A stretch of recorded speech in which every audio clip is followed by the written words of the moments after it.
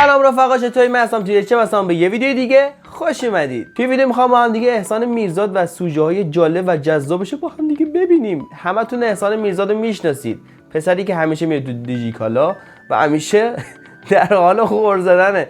دیگه نگم واسهتون. بچا چنل احسان میذارم این پایین. بعد از این ویدیو حتما برید سابش کنید، ویدیوهاش هم ببینید، خیلی این پسر خفنه. بریم با هم دیگه سوژه های احسان میرزاد رو ببینیم. برو بریم.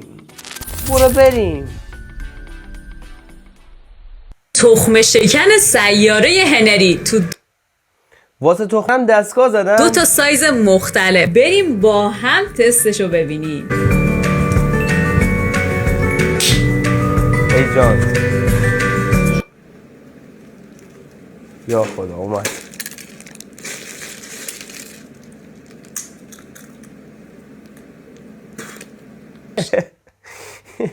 لعنتی. خب راست میگه دیگه. تا اونو بندازی تو اون یه دونه بشکنی بذاری دهنت، یه دونه بشکنی بذاری دهنت که دیگه چی نمیمونه که دیگه. صبح شده، شب شده، طرف گشادش میاد پوست تخمم بندازه تو ظرف توف میکنه. من نمیفهمم. من همیشه فکر میکنم این تخمه‌ای که شکسته فقط مغزه رو اینا یه سری آدمای بیکار استخدام میکنن و میان تخم‌ها رو میشکنن و میندازن تو پاکت. الان فهمیدم اینا تخمه شکنن. والا اصل تخمه اینه که بخوری توف کنی پوستشو. هیچ لذتی بالاتر از این نیست. اونی که شما در تصویر مشاهده میکنید همسر لوکا یوویچ مهاجم رئال مادریده. بله. اما چرا اینجاست؟ ایشون برای نوزادشون یک ستاره در آسمون به قیمت 4 میلیون یورو خریداری کردن. ستاره خریده واسه فرزندشون. حالا فرزندی که قراره بیاد، و فرزند نداشته باشن. 4 میلیون یورو. 4 میلیون یورو چقدر میشه؟ تو کیا پول داده واسه بچهش ستاره خریده ایشون. اصلا یه نفر بخواد ستاره بخره باید از کی بخره؟ راست میگه. از کی یاد بخره؟ از ناسا یاد بخره؟ کی با پول بدیم اصلا؟ مگه ستاره مالک داره؟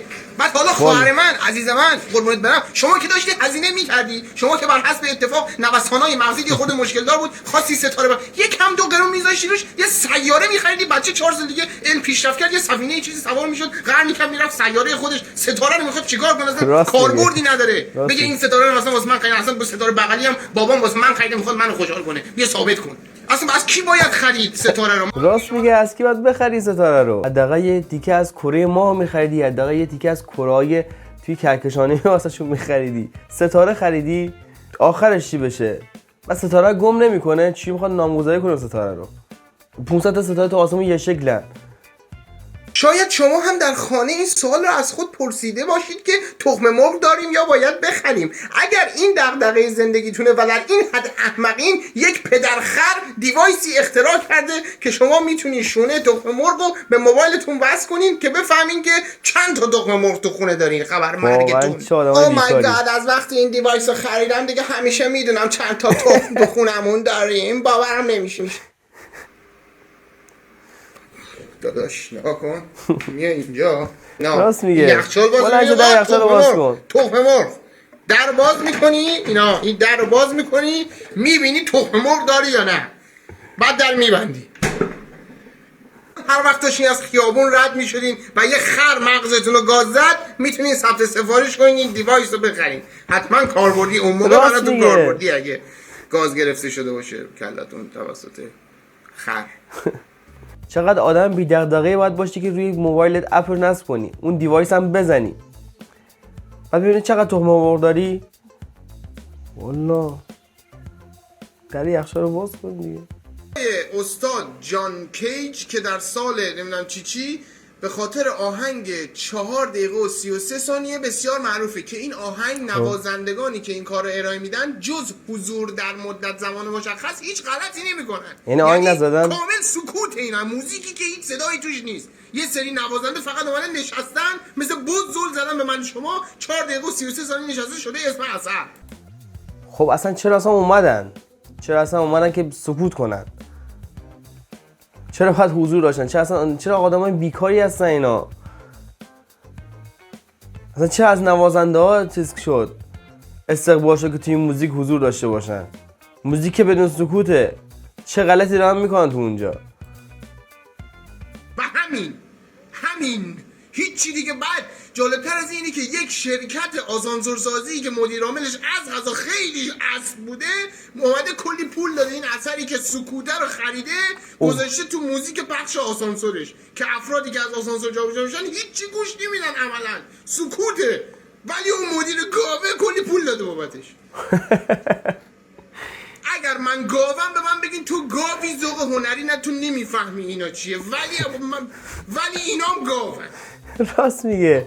خب اگه قرار باشه یه اثر باشه حمایتی باشه و این اثر بخواد که فقط سکوت باشه توش، خب این یه ویدیو میشه و نوازنده ها سکوت توش دارن، نه اینکه بیاد یه موزیک بشه یه ترک بشه و تو آسانسور استفاده بشه. خب یه ویدیو میشه به عنوان مثلا یه ویدیو 4 دقیقه سکوت، نوازنده ها توش سکوت دارن. اون چقدر گاو بوده اومده واسه آسانسورش اینو خریده.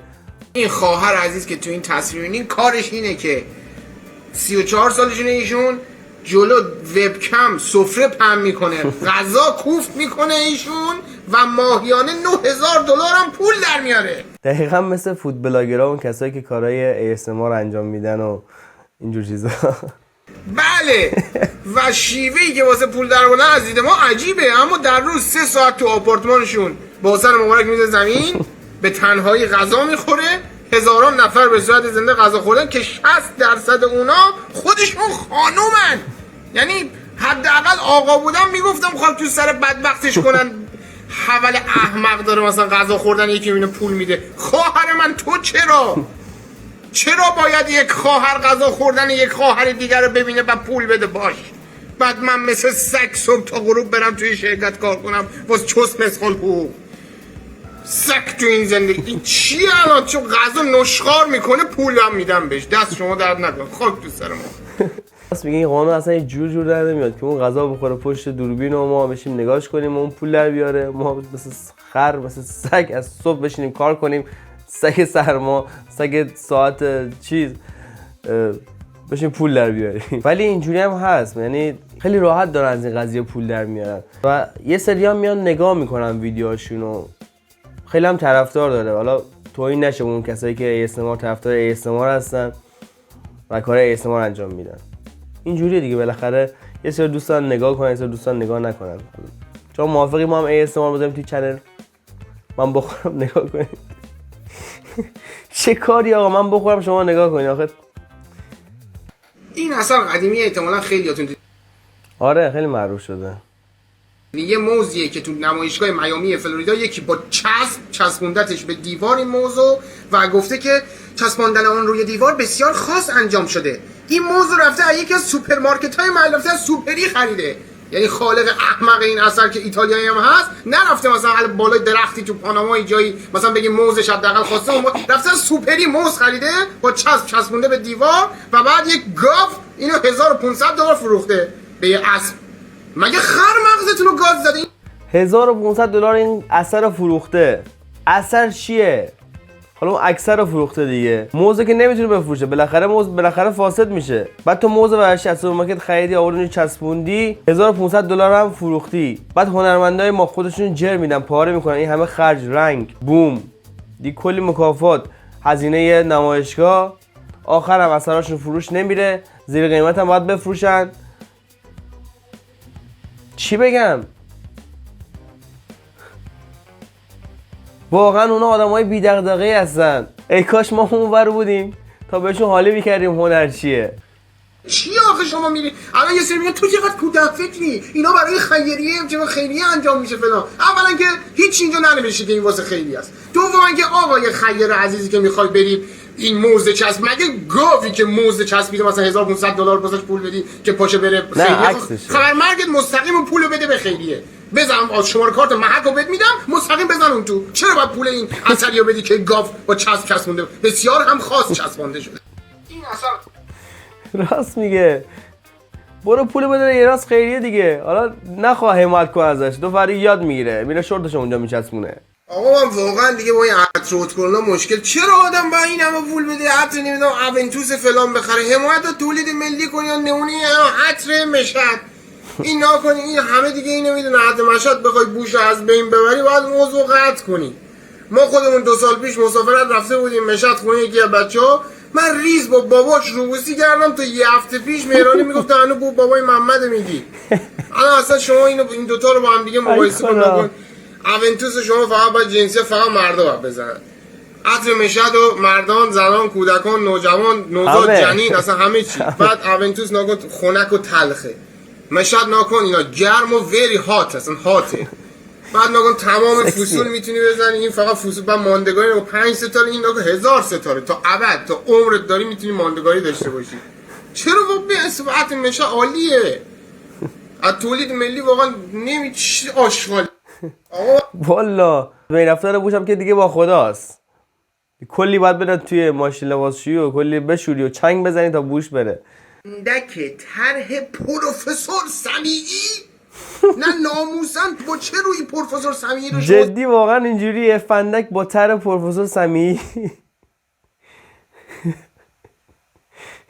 اون کسی که بخواد سیگار بکشه دیگه کار به پروفسور سمیعی نره. حداقل عکس داریوشی، حداقل عکس بهروز وثوقی. چرا باید عکس پروفسور سمیعی روی سیگار باشه؟ مثلا آخرش مثلا آخر عاقبت سیگار کشیدن پروفسور سمیعیه. دارین رو فندک. بعد مرد آوازه علم ایران شما روتون میشه بگیری زیر سیگارتون رو مثلا روشن کنید. بعد این کاش سیگار بکشه اون آدم، کسی که اینو میخره حداقل شیشه مصرف میکنه. بعد نکن نظراتش هم که گفتم صرفا برای خنده خریدم. یارو پاره شده درس خونده، بعد شما واسه خنده میذارین فندک به خنده داره.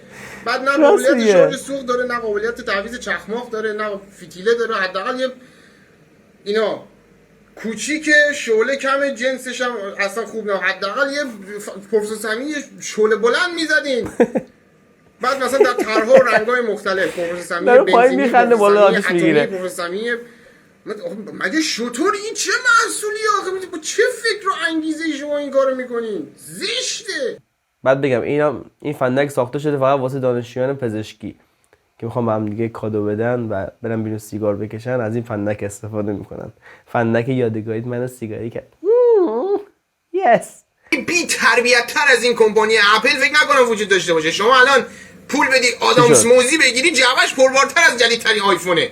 شما بگو چرا ما باید 40 میلیون پول بدیم که کمپانی گوشی بخریم؟ کمپانی اپل ما رو ایرانی عظیم ندن و ما رو بهش حساب نمیکنه، بلکه خود خارجی‌ها هم بهش حساب نمیکنه. یعنی به دلار هم شما باید کلی پول بدی جدیدترین آیفون بخری، بیای خونت با کلی شور و شوق و اینا جعبه رو باز کنی، گوشی رو برمی‌داری، بعد شخص استیو جابز از قبل میاد بیرون میگه بیلاخ با خبرنگتون بدید بیا آناناس چیزی توش نره. یادش بخیر یه زمان یادمونه گوشی زیر 50 تومن بود، از این گوشی‌های نوکیای ساده، نوکیای ساده چکشی‌ها 2011 ها دیگه، چه میگم نوکیا 2011 2012 این چیزا بود. آقا چکش که بود که هیچ باش غن میشکونیم، باش فندق میشکونیم، گردو میشکونیم، همه چی میشکونیم، بازم سالم میموند، کار میکرد، بهتر هم کار میکرد. تازه شارژر داشت، یه قاب اضافه داشت، دفترچه راهنما داشت، یه از این چیزا بود، قاب محافظم بود، کریستالی بود توش. تازه فروشنده یه از این کیفای کمربندی میداد به اشانتیون. اون هیچی. یه سلام هنسفری داشتن، فکر کن نوکیا 211 هنسفری داشت اون موقع، هنسفری.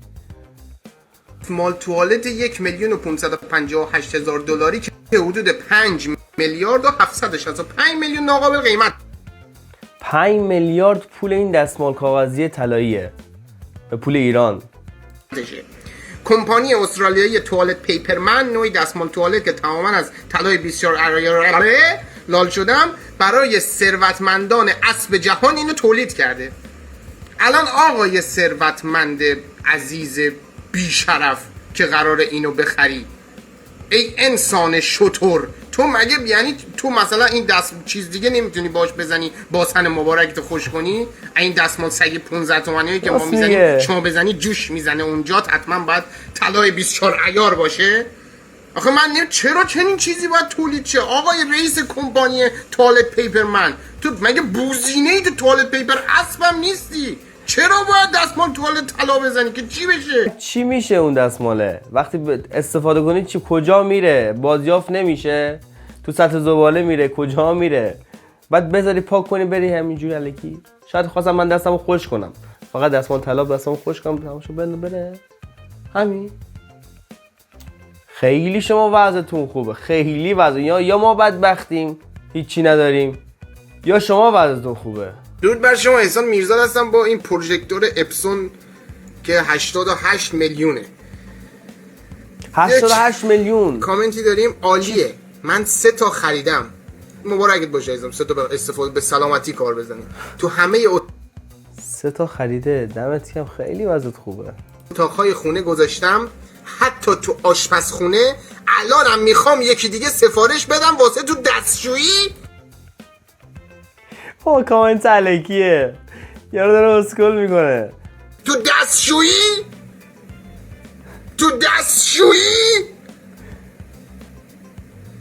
من از دیجیکالا ممنونم. یه آپشنی هست که میزنه این خریدار نیست، مثلا طرف اگه نخرید، ولی اینو نزده بود که خریدار نیست، هیچی نزده بود. داداش چرا تو دستشویی بذاری؟ تو به جا 88 میلیون 8 میلیون بده من تو دهن من یه پروژکتور بس کن، هر جا خواستی من دهنمو وسط وا میکنم، تصویر پخش وسط. ای خدا، لازم نیست 4 تا 88 میلیون بدی تو دستشویی. والا به ما پول بده، ما خودمون واسط پروژکتور میشیم، با صدا هم بشیم واسط صدا هم در میاریم. من این وسط یه چیزی، این اتکلون کرید مدل اونتوس 50 میلی لیتر، این 13 میلیون 900 هزار تومان، ناقابل حدود 14 میلیون تومان قیمت اینه. آدم باید بوی معرفت بده واقعا. 13 میلیون بدی فکر کن به پیس دیگه پیس نمیرسه. و شیشه رو بذار اونجا، خودتو بمالی به شیشه. بعد این 50 میلی لیتر رو من اومدم حساب کردم، 3 تا بالا 2 تا سرچ کردم، متوجه شدم هر پیس، این پیس اتکلونی که ما میزنیم حدود 800 تا 10 میلی لیتره. اینو تقسیم کردیم، 50 میلی لیتر رو تقسیم بر این 10 کنیم میشه 500 تا پیسه. این اتکلون کرید 500 تا پیس میخواد تا تموم شه. این پیس بزنیم تموم شه و حالا 13900 رو بگیریم 14 میلیون تقسیم بر 500 کنیم، پیسی 28 هزار تومن میفته. چیزی توی این مایازه، این که اسپری و اینجوری 28 تومن، 50 تومن، 75 تومن، 4 تومن همینجوری میره بالا. بعد آدم بوی سگ عرق بده، بوی سگ خیس بده، بهتر از این که اون اتکلون 13 میلیون خورده‌ای باید بخره بزنه. چه پولایی شما خرج میکنین؟ کی اونو میخره؟ چه آدم پولدار رو میگن شکم سیری که اونو بخره؟ عطر مشهدی بهترین عطر دیگه، اونو بزن دیگه لعنتی. خب مرسی که تا اینجا ویدیو رو تماشا کردید. بچه‌ها چنل احسان رو میذارم پایین، حتما برین سابش کنین، ویدیوهاشو ببینین. خیلی این پسر خفن و فوق العاده است. حتما برین سابش کنین و اینستاگرامش هم اینجا پایین میذارم، برین فالوش کنید. بچه‌ها اگر دوست داشتین ویدیو حتما دکمه لایک رو بزنید، کامنت بذارید و اگر چنل سابسکرایب نداری حتما چنل سابسکرایب کن، اون زنگوله بزن که هر موقع ویدیو میذارم با خبر بشی. اینستاگرام منم که یاد نره فالو کنید. بوس به همتون تا ویدیو بعدی. پیس.